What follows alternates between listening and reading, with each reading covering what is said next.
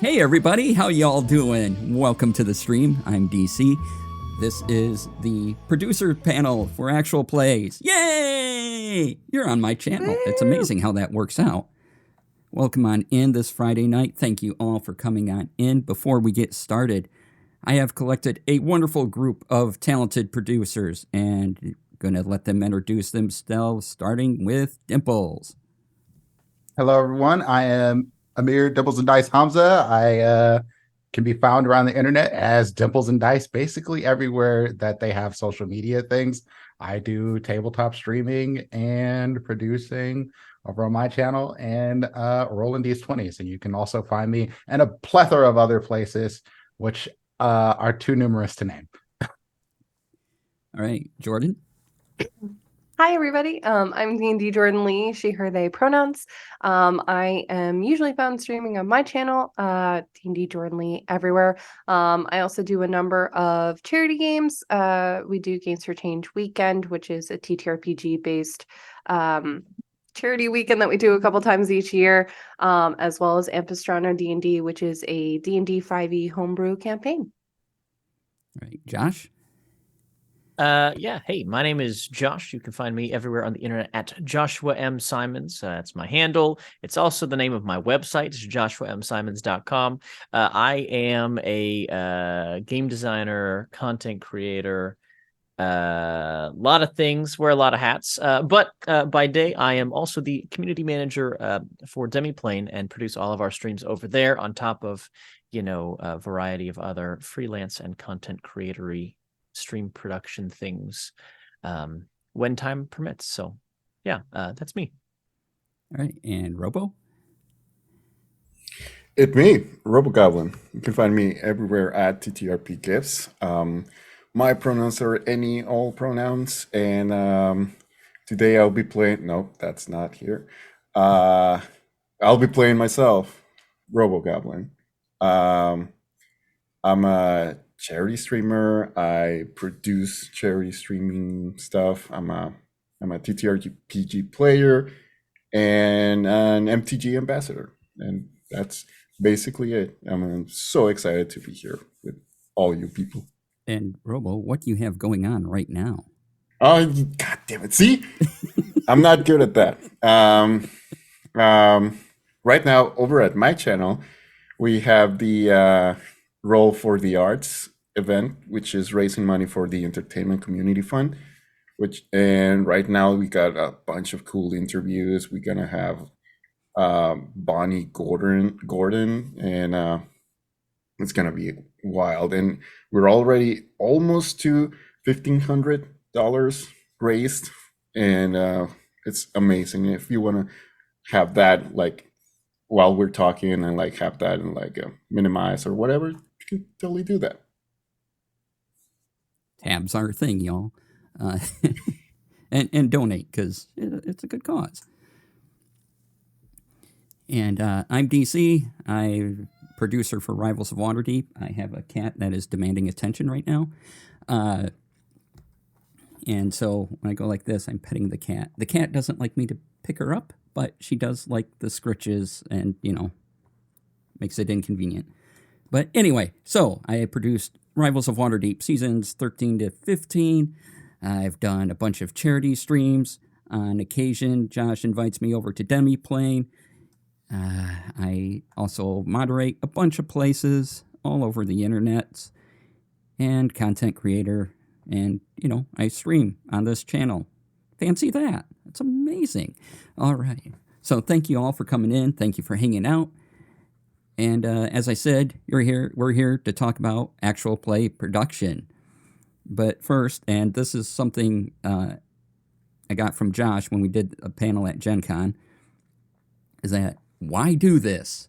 Why share our knowledge? And basically, I do this because there's not a lot of it out there. You get a lot of advice for just streaming one person to an audience, but it's rarely about TTRPGs and multiple people on stream and how to handle all of that. And that seems to be useful information for everybody.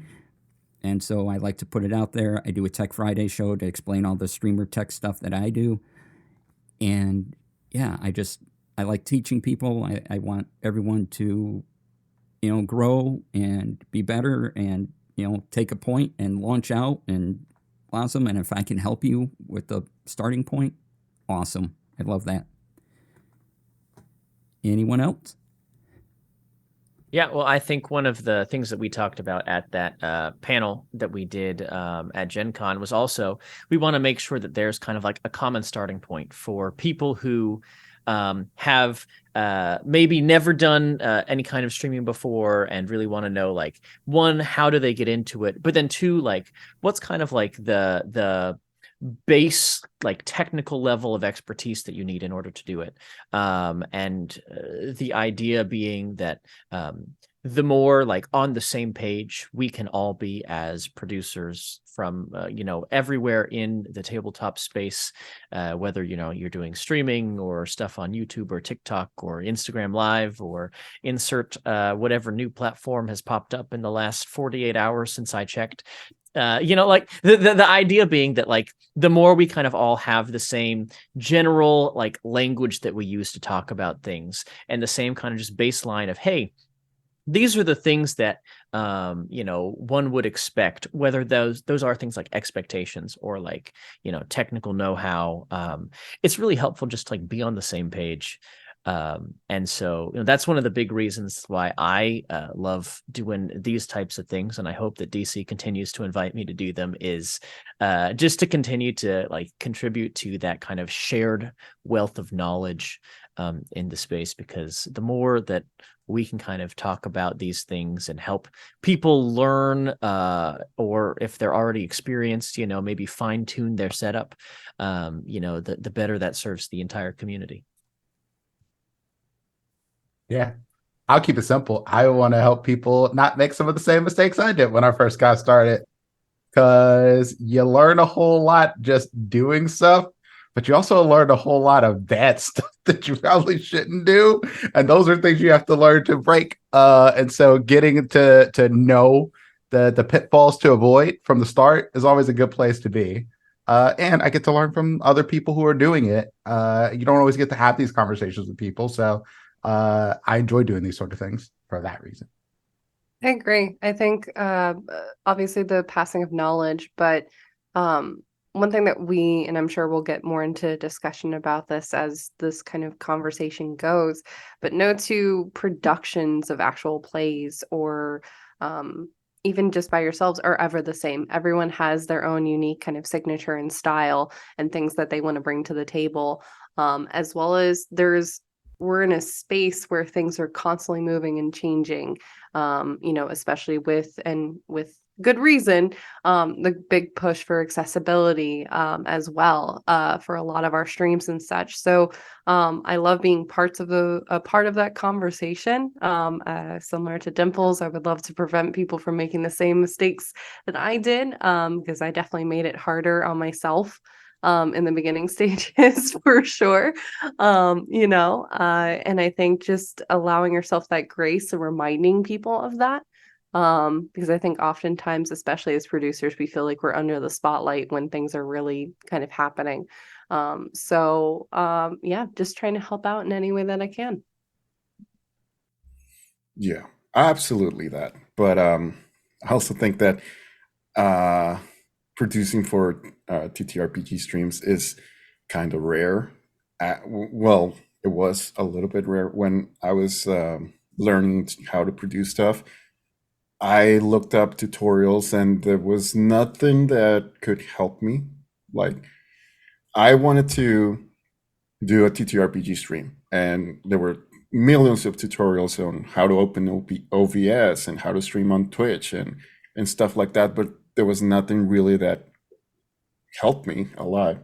So I had to ask a lot of people, and DC here is actually one of my teachers who taught me how to stream TTRPG plays. And I like that there's that software and technology is not like a monolith, and it's different for a lot of people. And everybody that I've talked to as for producers or whatever, they have a special tip or the special trick to not to like override stuff that always happens. Like if something, the camera moves and oh, you can just put another camera here or whatever. That's the tricks. And like as Dimple says, I really want to help people not make the same mistakes I did, which there were a lot. I'm not gonna lie, there were a lot. You learn your best lessons when, you screw up and have to figure it out on the fly, because you figure out, oh, that's something I should never do again, ever. Yes. Yes. Yes. And we've all had the moments where we can be prepared, but once you hit that stream button, once you hit that go live, it's like things change. Even though you don't think they should, things will not work as soon as that go live button is hit. And figuring that out is hopefully answers we can provide to you, and also stuff you just figure out on the fly. And it can be a lot and it can be overwhelming, but if stuff breaks, you're doing good. You can get through it. I just like to be encouraging in that, because stuff is going to break. No Yes. matter Yes. what. Stuff is absolutely going to break. Not a stream unless something does occur with that. And one thing I will add too, I think it's important also, there's so many different levels when it comes to the production. Not only the people that are running OBS to, okay, hi, making sure the mods are informed or whatever you're doing for the process. There are so many different aspects of production that oftentimes I think get generalized more often than not. And like I said, we'll probably jump into those later, but thought it'd be interesting to point that out now too, because a lot of people don't think about that when they're like, oh, I'm going to just produce a actual play. Okay.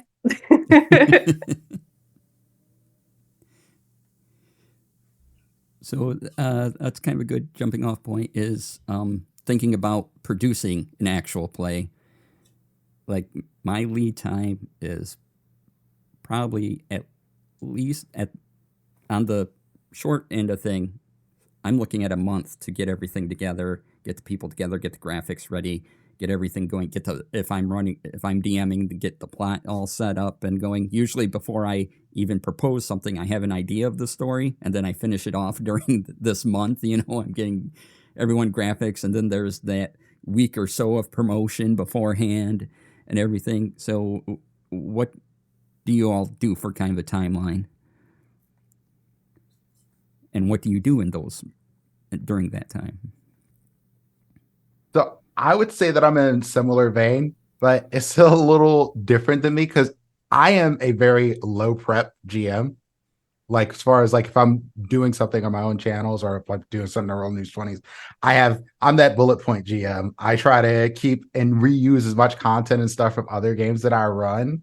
I will absolutely reskin a baddie from my VTM game into a werewolf game or something like that. I am very much the use and re-rinse.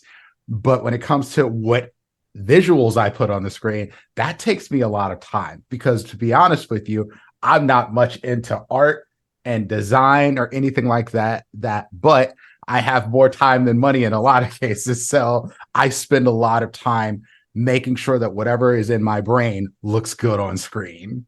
And that is iterative. So that month I am usually spending putting that all together, getting buy-in from my players, or my wife, who is way better at this stuff than I am. Like, does this look good?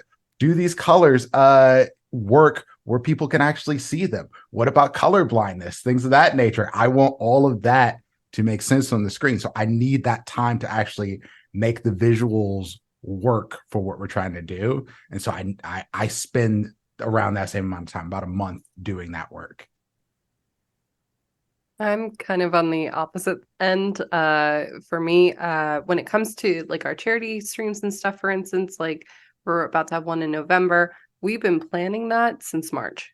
But it's been very kind of sporadic planning, weekly check-ins, things like that.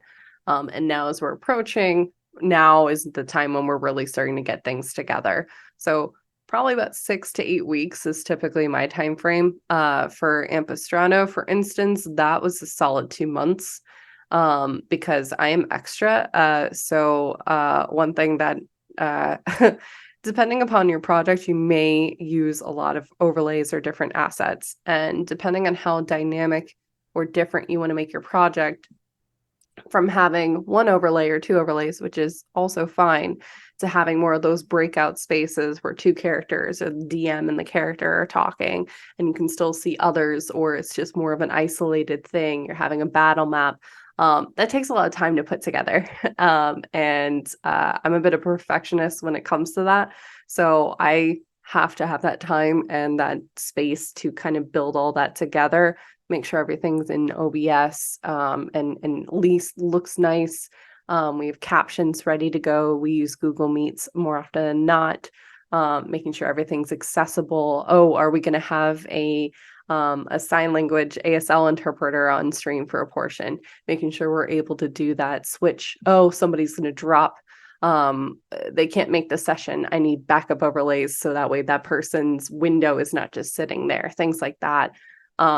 But also, hey, if everything just, one of my players drops from the call, I have something in place to quickly, move in between. So for me, and this is just like I said, because I'm a little extra, but I'm also someone that deals with anxiety sometimes. It's just better to know that I have all that stuff prepared, having all the assets laid out, things like that. Oh yeah, big time. I'm also a high anxiety person, so I have to prep for at least 2 months, especially if it's um, a charity event that I'm doing.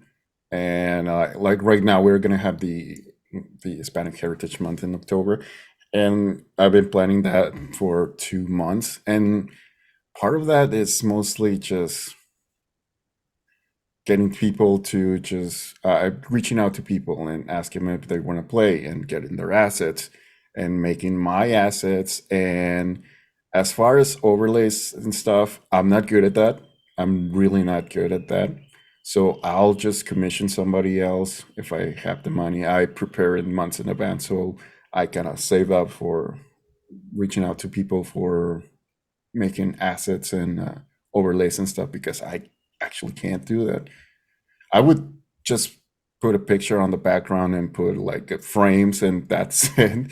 But if I wanted to make it look good, I would just commission somebody else. But yeah, that's basically it. The hardest part for me is reaching out to people, because I don't as again, I got a lot of anxiety, and reaching out to people, it's kind of hard for me, because I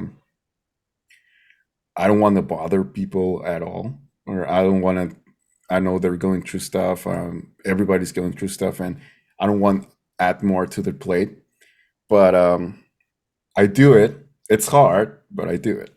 Um, but yeah, that's basically it. Since 2 months in advance, or a little bit more than a month, it's my timeline, because yeah, and I just wanted to look a certain thing, and like a certain stuff, and I would do that. Yeah, well, and I think there's different types of prep, right? And so, coming from, we'll call it the corporate world. I don't know if that's quite right, because Demi-Plane, we're a pretty small company, but like there are structures in place where I'm typically, even if I'm pitching a show, not always like, there's a point where I pitch it and then it kind of goes off into someone else's hands, and then there's kind of pre-production that happens that is oftentimes outside of my role as the stream producer, unless I'm in the cast for some reason. There's stuff that happens behind the scenes that is really very much people oriented. It's kind of, okay, here's where we're going to go with the story. Here's, we're going to develop these characters. We're going to, get this stuff gathered. And then the nice thing is, right, also, I don't have to do any of our overlay stuff because we have graphic designers for that.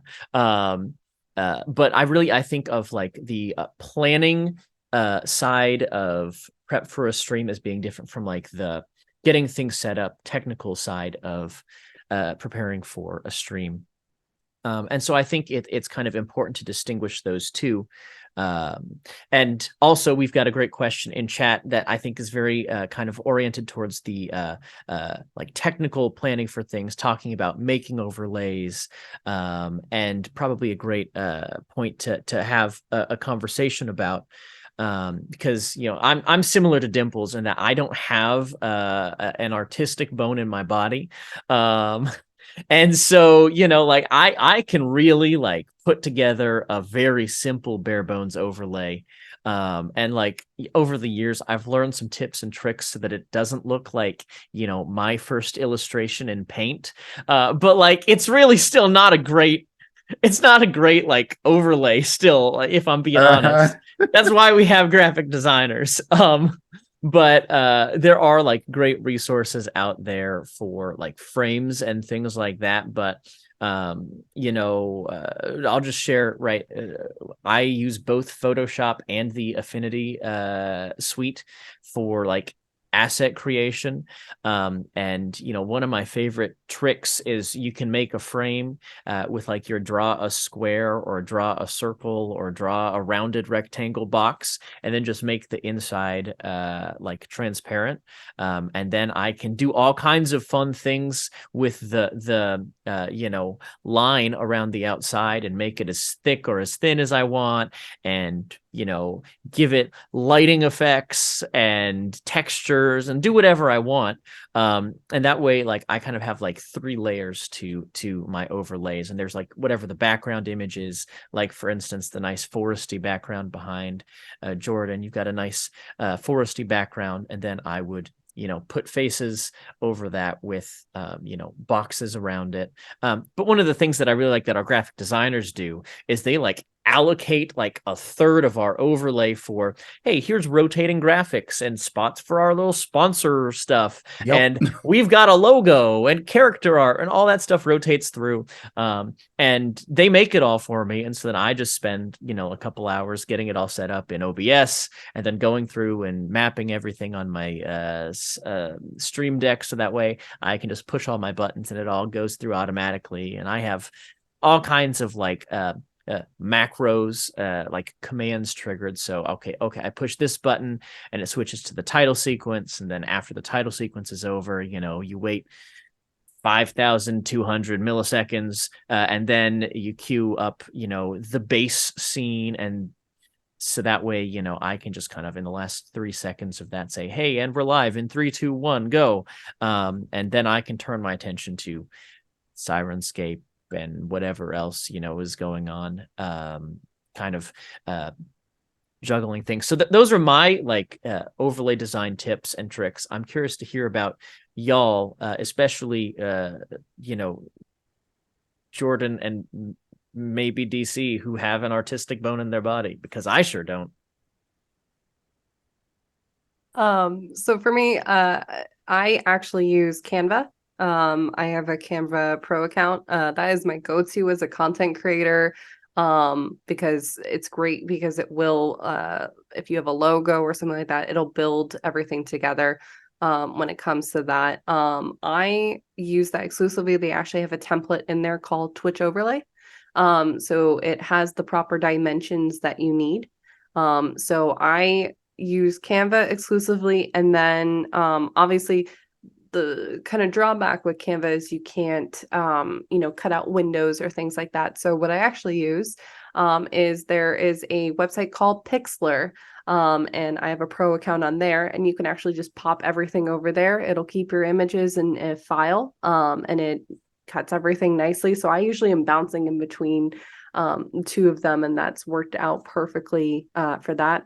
Again, if you want to do Adobe or some of the other programs that are out there, have at it. I wanted to kind of, thank you, Salem. I wanted to keep costs a little bit low.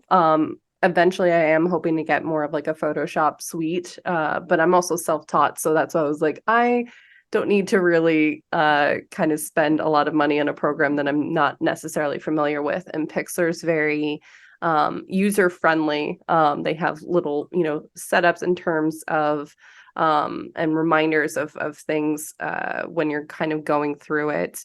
But yeah, that would be my recommendation is those two. And then like I said, Canva is great just because it has so many different assets that you can either implement yourself or you can find in there, whether it be literally I did for Kobold Press earlier this year. Urban Bohemian was doing a Golden Girls one shot. So they wanted a very kind of fae / elderly kind of feel to it. So we went with a gray background and a green background with like some texture to it with butterflies and flowers. And then we had these golden frames, like they're the old portraits and such.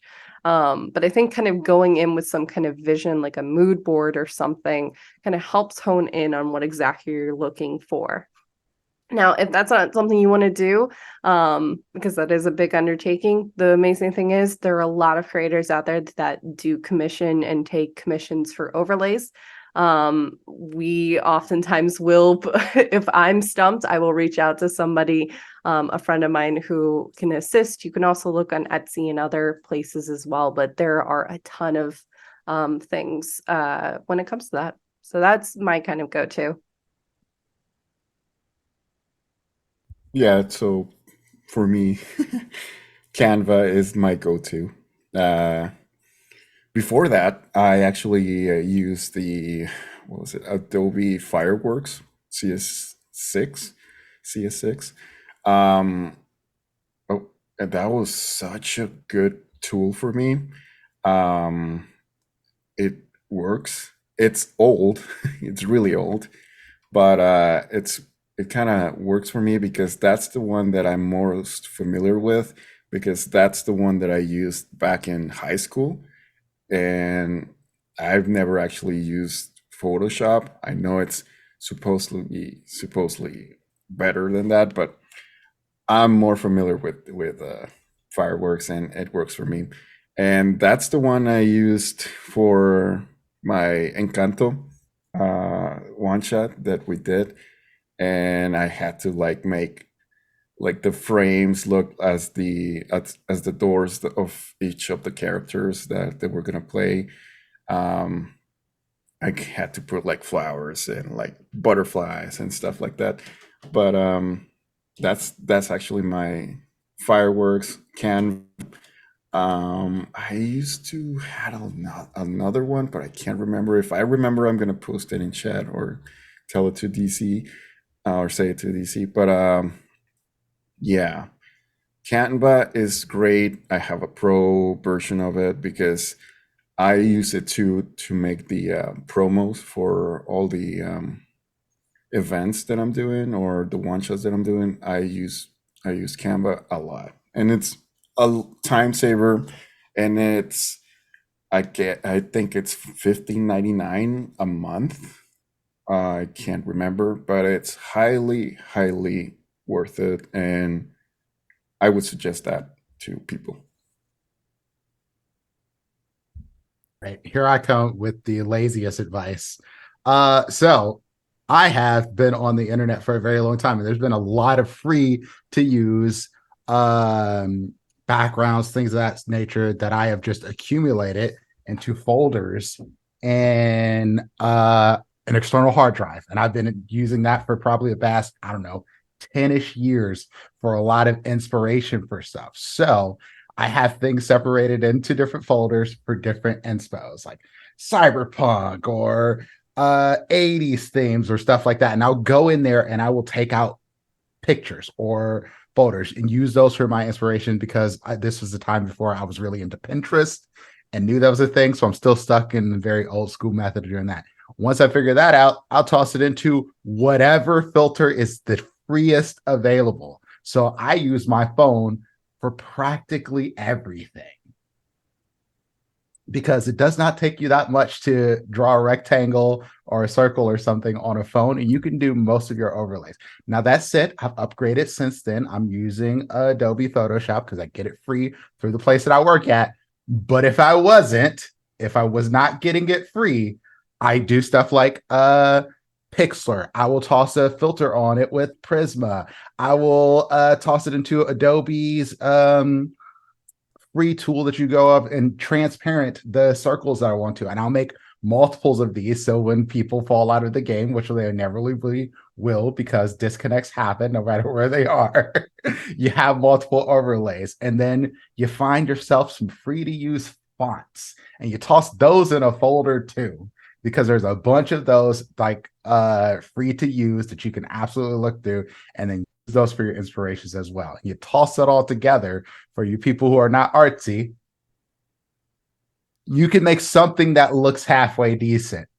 Like Josh pointed out Jordan's forest background. I was like, oh, I have a bunch of Creative Commons photos like that in a folder of my computer. I'll toss a filter on that and make that look cartoonish and put it into a certain, like, I don't know, cartoony 80s character theme, tromp through the jungle sort of thing. And you have something that looks good, that you put a little work into, and you have something that will work. So use what's free first. I absolutely recommend use what's free first. And if you can't find something that fits your vision, that's where you start spending some money. But take a little time and start thinking about the things that inspire you, and then look at other people's stuff. I'm not saying steal other people's stuff, but look at other people who are doing it to give you an idea of what you want your stuff to look like and who's doing it really well, because that'll give you some inspo of how your setup's going to look like. Like Josh pointed out the third of the screen thing, and I was like, yo, I did not know about that until, I don't know, 2.5 years into the game. Like, so you learn stuff on the fly, but use what you can first and then work from there. Quick thing I'll add, and then I promise I will stop, DC. I just thought of this too, in terms of creation. So I actually use 3 websites that I think should be in absolutely, whether you make overlays or don't, I think it should be in everyone's kind of playbook. So I use Coolers, as well as accessibleweb.com and the WebAIM contrast checker. These are honestly your kind of bread and butter when it comes to whether it's creating things in this space, looking at how different colors kind of blend together, because sometimes when you're creating or when you're watching these creations happening, sometimes things like accessibility or honestly just how it looks in the kind of outside view of things for someone who hasn't seen this before can oftentimes be melded. So the Coolers is great, especially if you're really stumped and you're wanting to kind of play with color design and color palettes. Great opportunity there. And then both the WebAIM and Web Accessibility color option websites are fantastic. That will make sure that you are not, you are being sensitive to color sensitivity, color blindness, but also just accessibility and readability in general. So it will actually double check not only your colors, your fonts, everything that's on everything that you're implementing. And then that way too, if you need to pivot real quick, you can do that. It just makes life a lot easier, truthfully. And it'll have you kind of looking at things a little bit differently, but overall in a much better and safer kind of way. All right, I'm going to shut up now so DC can talk. All right, I'm going to bring the conversation back around because I use Canva. It's my go-to. The flyer you see for this very panel was all Canva. It's a lot of fun. At one point I was doing work for a channel. I had access to Photoshop. And there was stuff I didn't know how to do. Thankfully, the designer was willing to talk to me. And I was going, we need to make this change. I can, if you tell me how to do it, I can do it. You don't have to take all your time. Just tell me, oh, okay. And so a lot of mine was learning on the fly at that first time doing stuff in Photoshop, but then not Photoshop. So I had to figure out how to do some of the stuff in Canva. Again, I don't claim to be an overlay designer of any sort, but I will do them if need be on occasion. And it's, getting something decent and a little bit of color theory goes a long way. And, use the websites Jordan mentioned because they're useful for that. Making sure your colors are blended and good for everybody. If I can pay someone to make an overlay, or if it's a charity game, someone's willing to do it, yay, I will take that option. The sort of hexagon thing you see behind me and on my overlay, I paid my friend Zero Reynolds, Artificer_in, to make my whole overlay thing and branding, and it's amazing, and I love it. And that's why you have the blue boxes around all of us that we have now, and because of him. And I would never come up with this stuff, but I can. So I make I can make an overlay. I can make some boxes and put your video behind the boxes, and I can hide the edges with those boxes. It's kind of trick, but yeah, Canva is my go-to definitely for all of that. All right, any other thoughts on that? Oh, I have one. Yes. Don't be afraid to change if it doesn't work. Yeah. Don't be afraid to change it if it doesn't work. If you realize something is busted or it doesn't look right to you and you just aren't feeling it, make those adjustments. You'll be so much happier in the long run, because when it's up on YouTube, it's all done at that point. So feel free to take that change when you have a chance. Don't wait like I did. And don't do it while you're on stream. Don't do it on stream. Unless it's a minor fix. Like if it's something very, very minor, like, oh, you're just moving someone's Change picture your whole over. background. No, don't do that. Don't Turn do your that. camera off and turn it on. No. The panic that happens when that but no, like things are going to happen, things are going to change. I think oftentimes a lot of us, especially that are in this space, look back at what we first started with and are like, oh boy. But that is, something that you're going to figure out, like I said earlier, your kind of signature, your style when it comes to that, what you bring to the table. And that's going to change based upon need, based upon everything that you were kind of doing, but also from stream to stream. It just depends. And that's okay to change. And honestly, it's just the nature of the beast. We kind of have to be chameleons in this space to quickly adapt as there's constantly new things coming in. All right. So, hey, Kitty. And if anyone in the audience has any questions, please, we will take them throughout on any aspect of producing at any time. It will be very open. Just try to make it towards either the tech of producing or a question about producing TTRPGs, please. Be on topic in general.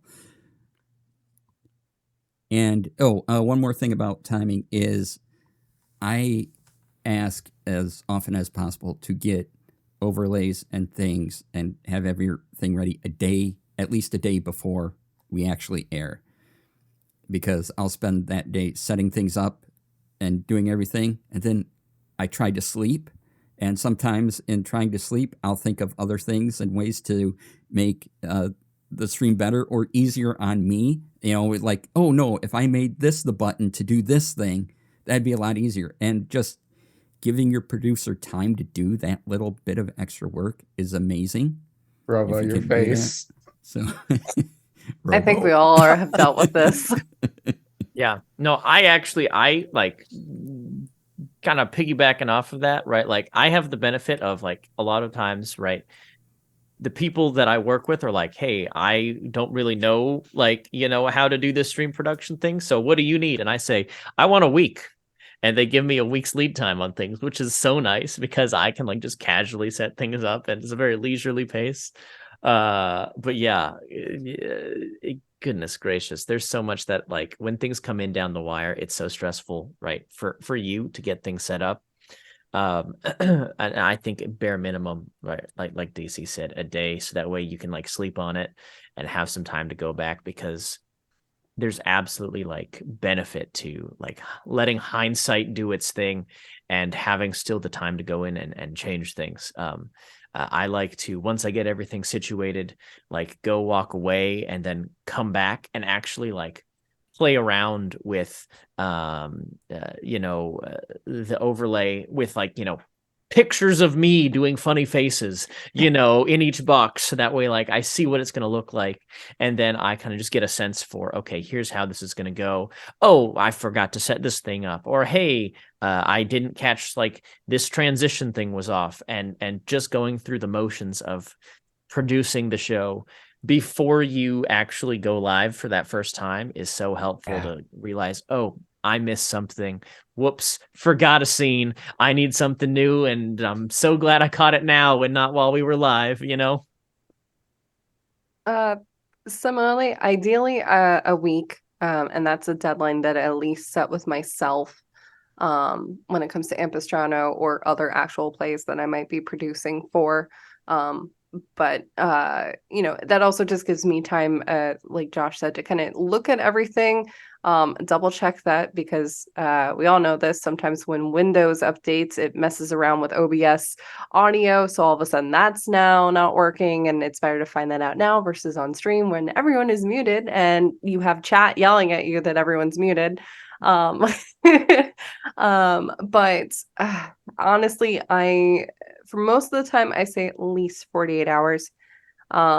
There is nothing, and that's specifically more so with charity games, because oftentimes, depending upon the charity event itself, the organization might be a little bit weird. Sometimes overlays are coming in late, or incentive lists that you want to have pop up, or, oh, someone dropped from the charity game, someone else is coming in, things like that. You're not going to be absolutely prepared for absolutely everything that's going to pop up. But what obviously we want to try to avoid is the day of an event, someone saying, hey, I have 48 pictures that need to be on the overlay. And then literally as we've hit go live, that's when we get those assets. It's like I've had this happen. So we want to try to avoid that as much as possible. So one of the questions that I usually give a questionnaire to whoever I'm running production for when it comes to either charity events or an actual play. What assets are we going to be having? Are you providing them, or am I making them? What's the lead time? When should I be expecting these things? When am I getting a stream key? What are the commands that I should make sure are noted? What's the going live? All those things. So I like Josh's timeline of a week, at the absolute minimum 48 hours. Absolute minimum.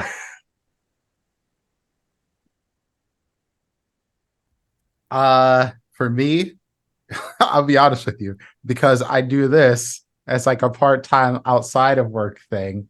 It really depends on my full-time job. I can do stuff in that same timeline DC said. I am a last-minute person in general for me being able to work. And I don't necessarily like it, but I'm really fucking good at it. So it's one of those things, right? So if you give me this stuff within that 24-hour span before we have to go, I'm usually good. I'm usually, because I have a methodology that I have in my mind of what is down. And I also have wrote it down now, because I've learned to not just keep things in your head. But as long as I have those things in my hands, I'm pretty good about it. But I know that I do work last minute a lot. I would not recommend this for the average person. Don't do what I do, because then you just put more pressure on yourself. But like, I don't have a lot of time to do stuff way ahead of time with my job. So I usually have to have a little bit of space. If you give me a day, I'm good. But if I get a week, I'm very happy with that, because I have more time to really think on it and how everything's put together. And I usually have more time to set up my Stream Deck. That's usually the big one. The Stream Deck macros are my bread and butter of producing stuff, because all of my transitions, the different scenes, if I need to pivot really quickly, it's all there. I usually have a button on my thing that says panic button, and it's particular to what I'm running, like that particular thing. This panic button does tell me, oh, my whole stuff just shut down, or someone else's stuff shut down. I'm switching over to my Mac. And I could do just switch it right over smoothly, but I have the panic button right before it all goes down. So I know these things now, but I didn't not have this in place before. But you give me a chance to put it all together, I'll have it for anything I'm doing for somebody else as well. Okay, here we go. Let's go, Robo. I guess my timeline is 20 minutes before we go live, for some reason, because I've had one shots that people say to me, "Hey, can you put this entirely new overlay 20 minutes before we actually go live?" Just I'm say like, no. I'm not good at that. No, I'm not good at that's that. tough. And next time, this is now my line. If you don't give me something 48 hours in advance, I'm not gonna do it. I'm not gonna put it in the stream or whatever. I don't care how you supported me or whatever before, but I'm sorry, I can't do that 48 hours behind. But 20 minutes before the thing, hey, can you put this new overlay? Sure, I'll do it. And like 8 hours before, hey, we're gonna use this entirely new thing that's gonna help with cameras and software, and it's a web browser or whatever. No, it's not a web browser. What was it? It's an entirely new thing. We're gonna use that. Can you learn it in 2 hours? Before bedtime? I'm like, if you don't give me, this is my new, and I'm saying this to the internet now. If you don't give me something 48 hours in advance, I'm not gonna do it. I'm not gonna post it online. I'm sorry. I love you, but I can't do that. That's happened to me a lot of times, and it sucks. It sucks so much. It's well, what else am I gonna do? A week in advance would be incredible. I understand people have daytime jobs. I have one myself. I have to go to the office for 9 hours, 5 days a week, and it's tough. Once you get home, the least you want to do is spend more time in my computer. Well, actually, that's not true. If I want to play Baldur's Gate, I would spend more hours in that. But that's playtime. That's not actually work. That's not things you have to do.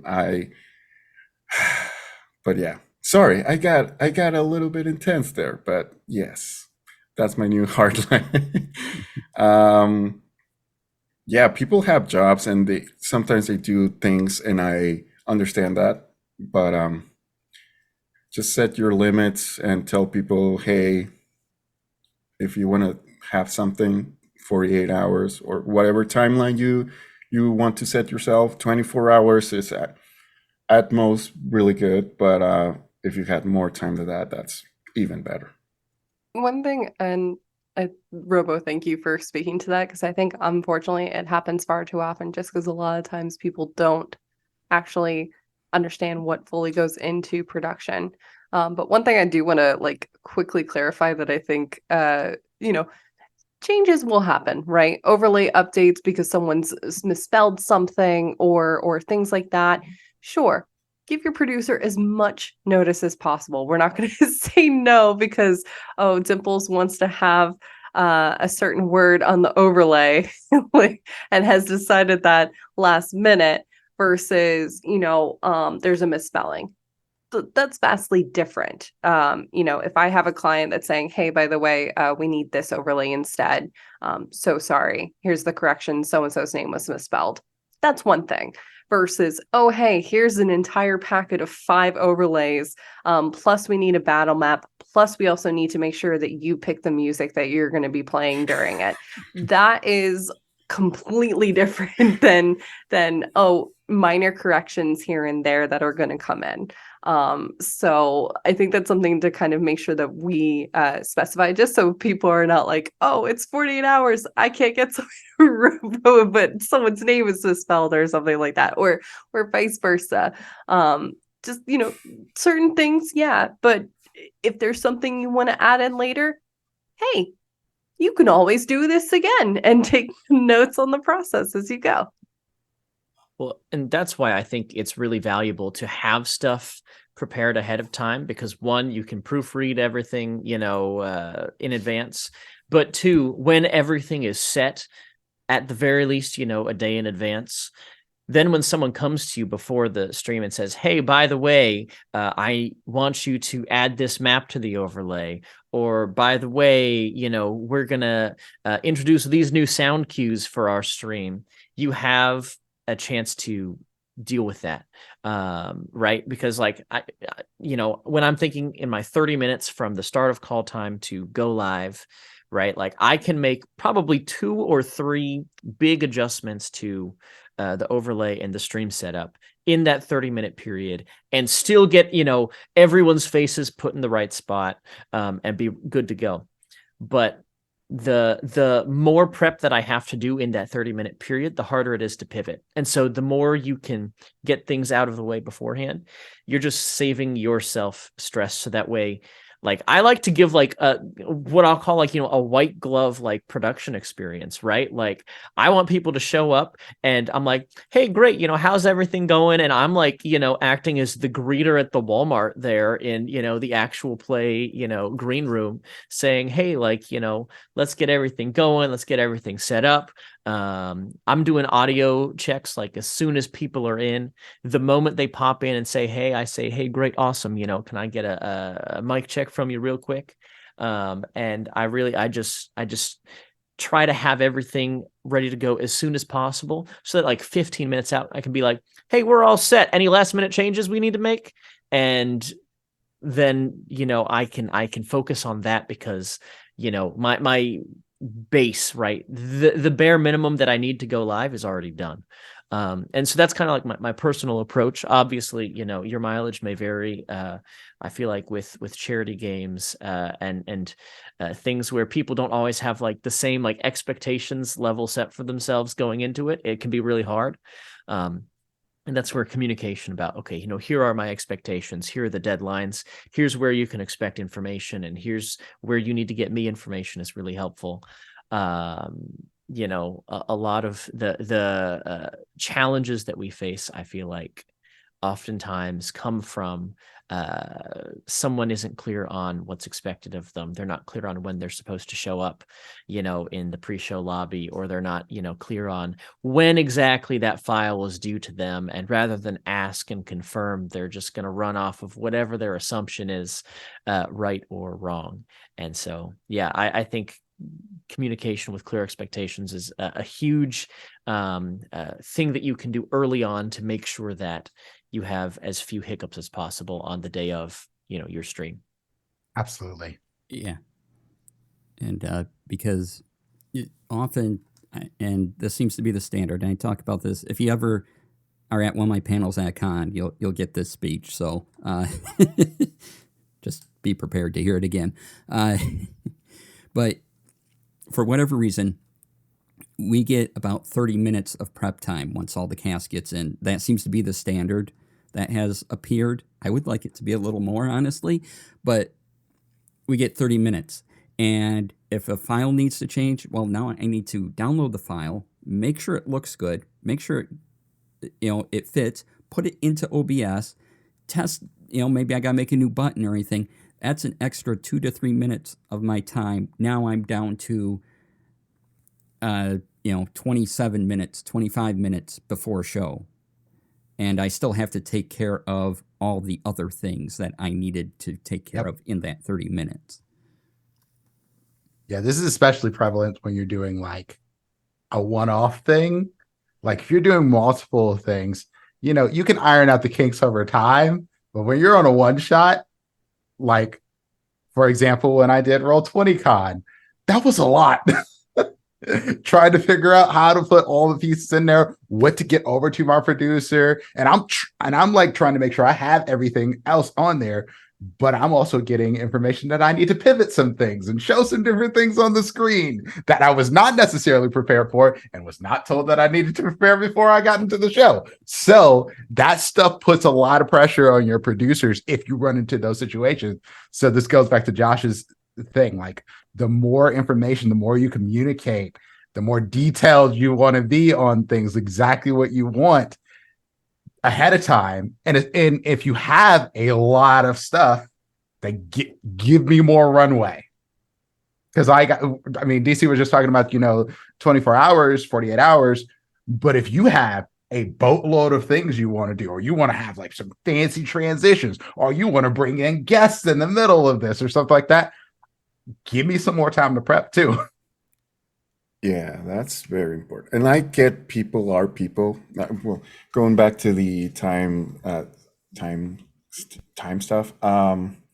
People are people, and life is gonna happen, and people may get emergency stuff, and they had to drop out of game or out of the event completely. And well, you gotta have like something to put that in place or put something new in place. But you got to communicate that you're not going to be there, and not 20 minutes. Well, if not 20 minutes before the actual show, the event. I had this one person that yeah, that didn't say anything until 5 minutes before the actual play, and they just came into the room, and they were like, sorry, I had an emergency and I couldn't do anything. And I'm like, okay, this is something I need to prepare for in a different thing. But yeah, I've had a lot of experiences as a producer, man. In a world where cell phones exist. Yeah. Kind of goes- exactly. I'm not trying to be like emergencies don't happen, that No. keep you away from your phone or anything like that. But y'all know what I mean. Yep. Yeah, I mean, communicate that, or I'm not gonna say anything. It's a bummer, sure, but I'll put a picture of you right there where your place is supposed to go. I can just do that very quickly, and the more time you give me to just put that in place, I'll do that, and very happily. I know life happens for everything and for everybody, and but yeah, it's a stressful thing being a producer. It can be. Yeah, it's time is precious for everybody, but for producers is a lot. Oh God. Yeah. What we normally do and I know you, Robo and Dimples, you both are familiar for Ampistrano, is I do the weekly check-ins every week of just reminding, because time is a word soup, and most of us are very neurospicy, so we forget that time is very much even a thing. But one thing we do with like our charity games and such, and I think actually almost everyone's been through it with stuff on my channel for it, is we actually put in the little breakout rooms in our Discord the different time zones of like, hey, yes, we're streaming at this time, the call time is this time, so and so is your producer, and we'll be doing that, but assisting with that process. And we also run our producers, if they've never run something for us before, we've run them through how we like to get production done, and what's kind of expected when it comes to doing production for like a Games for Change thing. Because like producers, for instance, they're the ones that are notifying the DMs about the different incentives that have been rewarded and kind of keeping track of that, or even sometimes initiative. So kind of just helping them out, so that way the players can focus on playing, the DM can focus on the incentives coming in, as well as the players' fun and their own fun. So there's a lot of different ways to do that. But Robo, your story, this is from beginning days, truthfully. when I didn't feel as confident as a producer, right? Because that's one thing that I think a lot of us definitely struggle with in the beginning, and that's why we're a bit more accommodating. There was a client that I was running production for. They had control over the Zoom, and there was a person that was originally they told us that they would not be making the session, and then all of a sudden I hear a doo doo, and the person was let in, and it immediately mashed my face with someone else's face because I didn't know that they were coming in. And then they had some kind of internet issue as I was adjusting everybody, and they popped back out, and then they popped back in, and then they popped back out. So I'm spending the next few minutes trying to adjust that. Meanwhile, the DM is asking for a picture to be shown up on the overlay at the exact same time. This DM did not label any of the files. So I'm now trying to figure out what everything is. I had already renamed everything to what I thought it was, but that was apparently different from what the DM was doing. So being understanding and appreciating your producer first and foremost, because they're trying, they're oftentimes players in a lot of these APs as well. It's they're people too. They want to make it look nice, but they also want to have fun too. So having that understanding, that's why many of us thank our producers every single time. I think all of us said thank you, DC, before we started, because DC's running production. And it can be a very chill experience, but it can also be incredibly stressful, especially when things are happening. I was pinging Dimples earlier today because his captions weren't popping up all of a sudden. I noticed that. So like being able to adjust on the fly and having that prep time, having that communication, setting those boundaries though, and making sure that those are in place, it can be daunting, especially in the beginning, especially when you're doing this for a bunch of friends, right? That expectation of what this project's going to be, whether hey, this is a one-off for fun, or hey, no, we're actually trying to build this into something that's a bit more than a hobby. So that's another conversation to have with your producer when it comes to that. What do you do when you need to pull the safety pin, so to speak? So, but yeah, no, Robo, I'm getting flashbacks of like very early stages of production. I do want to get to some of the questions that have been asked, Mhm. because I see a few good ones on here. Like Sizzy had asked what things for all of you are required versus optional. I don't know if that's around the tech Mm, or the assets and stuff that people send to you. yeah. Yeah. Well, while we wait for clarification, right, I'll say, as far as like the overlay is concerned, right, like required, I need at least one overlay, right? Like one Mhm. thing for everyone's faces. And I like to have a starting soon image and a BRB image, even if we don't take a break on the stream, just so that way I've got it. If, someone drops off or something bad happens, right? I have a BRB screen that I can go to if, we have to push the panic button and fix things. That's what my panic button is I go to the BRB screen and then I fix it all and then come back. And then my end screen. So that's my like bare minimum in terms of like overlay requirements. As far as like expectations of people, or other things like that. I very much like when I can get a full 30 minutes in our Zoom call ahead of time. I can work with 15, but the more that you have to wait to prep things once everyone is in the call, the harder it is to get started on time. And it's why you do as much, prep work ahead of time as you can in order to make that easier on yourself. But it's definitely like, like Sin was saying in chat earlier, right? It's also like a courtesy thing, right? Like the more you respect your producer, you're going to give them the things that they need to succeed too, because even if they're not like part of the cast, they're still part of the team. And in that case, you literally wouldn't be streaming without your producer, because you would just be hanging out with friends in a Zoom call, and like that's great, but it sure isn't a stream.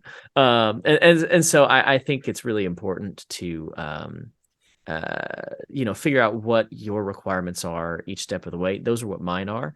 I think in a lot of ways, like producers, you can oftentimes act as the project manager of a given stream. And so sometimes you do have to kind of like act as the go-between and, so-and-so is running late. Let me shoot him a text. And, oh, hey, we need this from that person and this from that person. I just saw all the heads nodding and I'm like, yep, everybody has been through this experience. You're acting as a project manager. Even if you're not supposed to, you oftentimes wind up in that role because that's the nature of the position. Since you have visibility to all the different things going on, you're oftentimes the one who knows what needs to be taken care of. Also hit the go button and the stop button. That's true. That's the thing. People are dependent on you, but you're depending on them to be there so you can hit the go and stop buttons. Because if they're not there or doing the right things, then those buttons don't really serve a purpose. Yeah. I didn't mean to interrupt you, Josh. I was just thinking, I No, was like, no. they can't go without you. I was pretty much done and was ready to cede the floor to whoever wanted to answer that next, now that we've got some clarification that we're talking about assets primarily. I mean, basically the same stuff you just said. I that is the minimum things that I need. Who's playing, and then my backgrounds stuff that I need up there, and overlays. Like I need to know that people are going to be here, who they are, how they want to be addressed, and then starting and break, and at least one overlay with everybody on it. Same. Sorry, go on. Okay. At times I've started asking, because we do this online and not in a studio or anything, please, everybody, wear headphones. Mm-hmm. It solves so many audio issues if you can have headphones. Because I can't adjust the audio coming in for you and we get a feedback loop. Please wear headphones. I did not think about that one, but yes, 100% yes. This is a non-negotiable for me. Oh my God. It's true for the audio, but it's also true for things like captions, because depending upon the program that you're using, people will double up, and then it defeats the purpose of why you have the captions in the first place. The headphones is smart, and one I recommend. I do usually we do I have a checklist that I use for Ampistrano with everyone's names, their character names. If anything needs to be adjusted, like, oh, so and so realized that their character's pronouns are this versus what was. So adjusting those things like that. For charity games, we give our producers literally a sheet with who they can expect in the call, everyone's pronouns, usually their social handles as well. So that way, they can kind of just keep an eye on things. If maybe there's a link that's not posting correctly, although that's more of a mod production side of thing versus like a producer type of thing. As well as their character names, if we have those ahead of time, just so that way they're not confused about if so-and-so is calling someone else a different name. Oh, hey, it's their character name, things like that.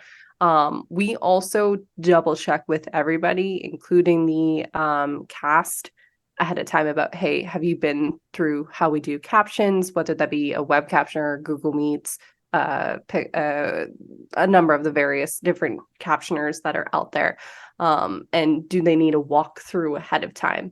If so, that's going to add some time to our schedule beforehand, because usually trying to get everyone together is a bit of a nightmare.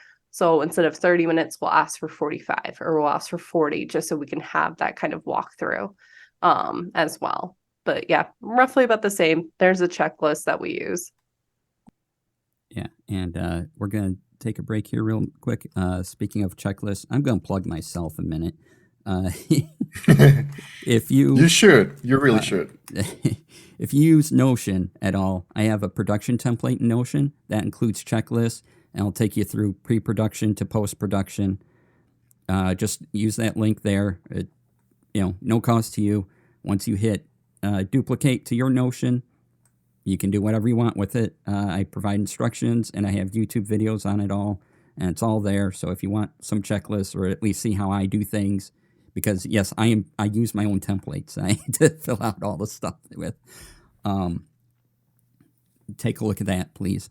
And any other thoughts on that before we go to break? I want to make sure everyone gets a chance on this. Otherwise, we'll take about 5 minutes and we will see you all very soon. All right. Thanks for being here, y'all. See you in 5.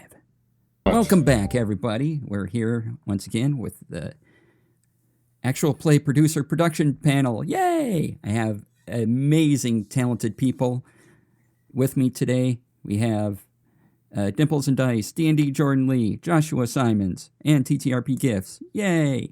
Welcome on in. Oh, Welcome back, everyone. We are going to continue on with some of the questions we've had in chat. If you would like to ask a question, please post it in chat. We are catching them and putting them in a place where we can see them. So please keep asking away. Dimples, what did you want to handle next? so Rex Verdi did ask a question that I ran into very early into producing, which was basic speeds, what you need for speeds for up and download speed, and minimum PC setup beyond like having OBS and Zoom. So I learned some of this from the hard way, right? When I first started streaming, I was using pretty slow internet.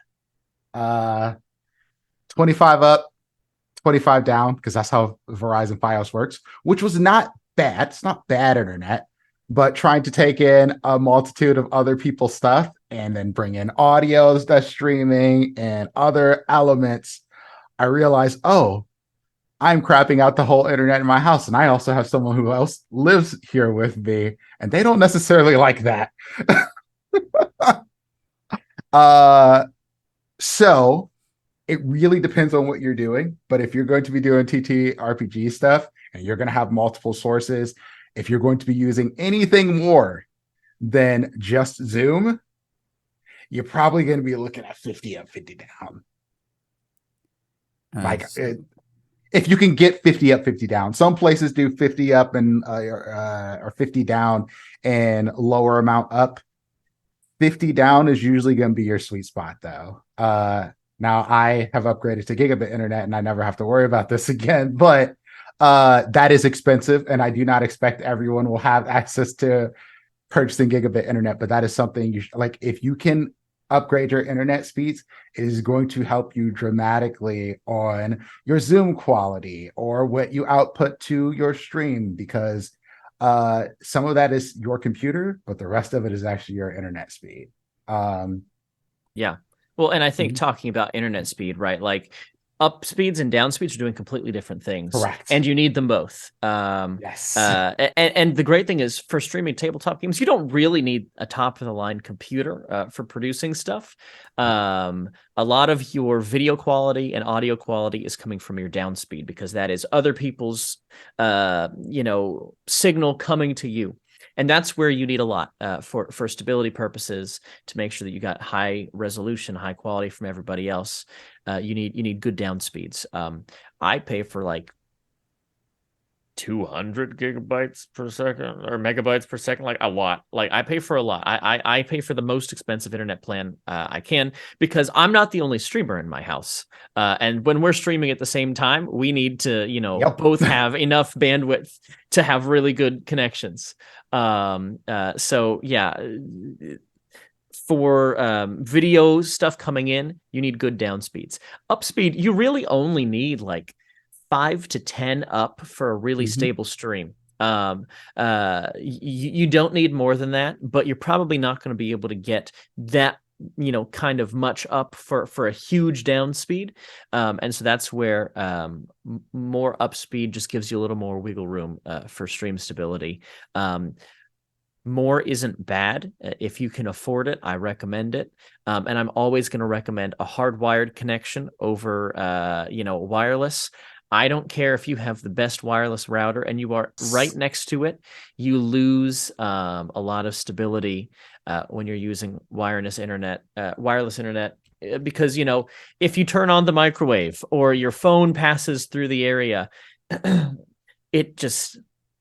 trust me, it just has a way of messing with things in ways that you wouldn't expect.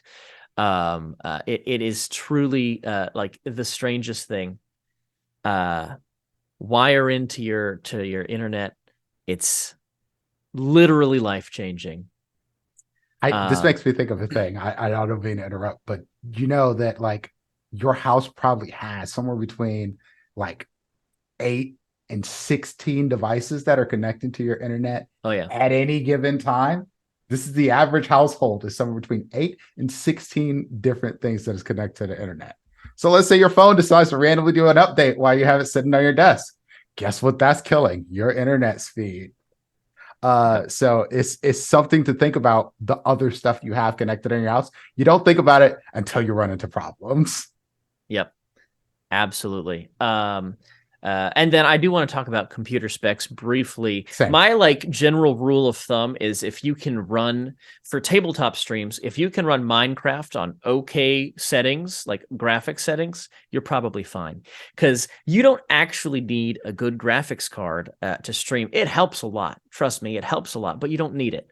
But you do need to be able to run not like the most intensive video game out there, but something a little bit decent in order to, have the capability for your computer to stream, because you're just dealing with a lot of things. If you've got a call open, if you've got OBS up, if you're also watching stream, to mod chat, if you've got other things happening in the background, swapping messages, that's a lot of things happening for your computer to think about at once. So the two key things that you really need are CPU. I'm going to recommend, out there you can find resources that'll tell you like i5 is probably the bare minimum what you need. I'm just going to go ahead and say i7, because what we're doing for tabletop stuff is a little bit more resource intensive for your computer than just a generic video game streamer, where graphics processing is much more important. You need a good graphics card, so you have a good video game graphics quality on your stream. So you need a good CPU. I recommend, i7 or something of that generation or higher. And you need a good RAM or memory, which is how many things you can have active at once. I'm going to recommend like 8 gigabytes of RAM minimum. I'm pretty sure I have 16 in my computer right now. 16 minimum. I did the 8 gig life. Don't do that. I will offer the caveat here. If you use an internet browser while you're using your streaming stuff, that's what's eating up all of your RAM. And this is why I recommend 16, because everything that goes into an internet browser uses so much memory now. Yeah. In particular, if you use Google Chrome, Chrome is a resource hog, and it will use. I wasn't trying to call Google out like that. I'll do it. I'll do it. It is absolutely the most resource intensive browser out there, and I appreciate all of the value it adds to my life as someone who is in the Chrome ecosystem and will probably never leave. It is really valuable to me, but I have upgraded my RAM accordingly so that I can still do other things while browsing the internet. And, I'm stream. My download speed is, I have 25 down and like 12 up. I'm running a 1080p stream. So interesting. And Philly was not about that life. Yeah, and well, it also helps that I can go, hey, I'm running something, please don't everyone start watching Netflix or something on their phone, because that will eat into my internet. But the other thing I want to point out while we're talking about this is that in OBS there's a settings to let your graphics card take over some of the processing. Please let your graphics card take over the processing. Don't let your CPU do it, because your CPU will struggle. So you got a graphics card, if you're going NVIDIA, because I only know NVIDIA, sorry, if you got comparable AMD, fantastic. So if you're doing an NVIDIA 20 series on up, you're fine. I started on a 1660 NVIDIA card streaming. Still rocking that 1080, baby. So yeah. I just had to actually deal with this because of a move. So I actually had to switch internet providers because the internet provider I normally use is not offered in the area that I moved to. So had to triple check that I found something comparable, and luckily was able to. It is the internet provider I use only offers 2 plans, so I went with what they would consider business internet, which is 1 gigabyte for up and download. But and so far, knock on wood, it's been fine. There have been hiccups here and there, but that happens. One thing that I always do too, and I recommend putting this on everyone's checklist as a producer, is running internet speed tests and also just making sure that internet maintenance is a thing. A couple months ago, I was living with my parents, and it turns out that some squirrels were chewing through the internet line. So our internet was really starting to struggle. So, but running those, what I literally just did one while we were sitting here, Ookla, Ookla, Okay. is great, and you can run it anytime. It takes less than a minute for it to run and see how everything is looking on your channel, your internet, your download, your upload, the area. Sometimes it notates if there's an outage as well, which is kind of great. Or if there's like some maintenance that's happening in the area too, they'll notate that as well. I always do that before I send out any Zoom links, Google Meets, anything, because if I can tell immediately that my upload download is not really that great, that's going to delay the start of stream, because obviously that's going to impact then how pixelated everybody is or how smooth it is or things like that. So that's one thing I always run before I get started, just to kind of start us off with a good anchor of, okay, I know that this is where we're at. But that is definitely something you'll have to look into. And that, again, might also change. There's internet providers are constantly coming out with different plans, especially around, I'll say this, if you're trying to be mindful of costs, you can always look around the holidays because they're always running some type of deal of, doing that. I'm a person, I don't watch a lot of TV, so I stream everything and then go through there. So like I don't have cable. It's just an internet based plan, and that's fine. So keeping an eye on those things when it comes to internet, when it comes to computer tech, I'll be honest. I had my friend Strike Red Kite. I told him exactly what I wanted my computer to do, and he put together a list of what I would need in terms of equipment, and then we built it together, kind of thing. So I'm not super, that's an area I'm not super tech savvy when it comes to that. Now, fixing things on the computer, yes. But when it comes to specific things like RAM, CPU, and stuff, I'm still learning that myself. And I've been doing this now about 5 or 6 years. When it comes Come to talk that. to me. That is what I do for my day job. Hey, I got you. I know all the ins and outs of them, particularly out there. Yeah, so particularly when you're selecting plans for your house or for your home or whatever, check the fine print, because usually they put something like in 1 month we're gonna charge you triple. So good luck with that. I'm not saying that. Well, actually, yeah, that happened to me again. Producing stuff, producing life. Robo, wow. I know. You got some luck, man. I got some luck. But yeah, I have here 500 gigs, but this building is ancient. So a lot of the stuff here doesn't work properly. And that's really something I can't do anything about it, or the internet provider can't do anything about it. It's just a building thing. So at best, just hope that it works.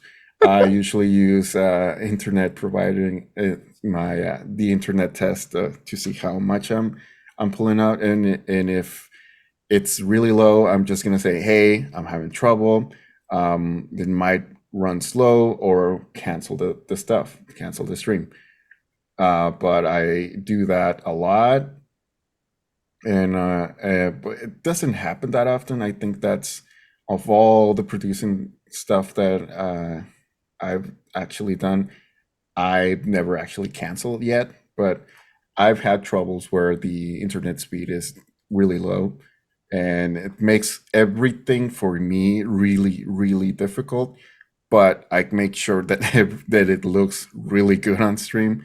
So everything I adapt to the thing that I see you moving like 2 bits per second, and I just it's an adapt and survive thing. As far as my computer, I did build it myself, but I actually it's been a while, so I might be doing some renovations later because it's getting old. My boy, he old, so I'll probably do some stuff to just make it a little better. But yeah, bottom line, check the fine print of any internet package you get from your internet service provider. Especially if they're Comcast. I don't know about that. I will but call them out. Cox is Cox is the same. Yeah. Cox is the same. And Charter.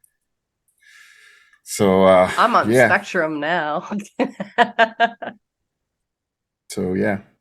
I think, and just talking about that very quickly, if you're having consistent issues with your internet speed where it's not living up to what you're paying for, it could be a couple of things. And so that's where you do want to talk to your internet company, because Yes. it could be the cable running into your building is old and can't support the amount of bandwidth that you're paying for. It could be that your modem is old and can't support the amount of bandwidth you're paying for.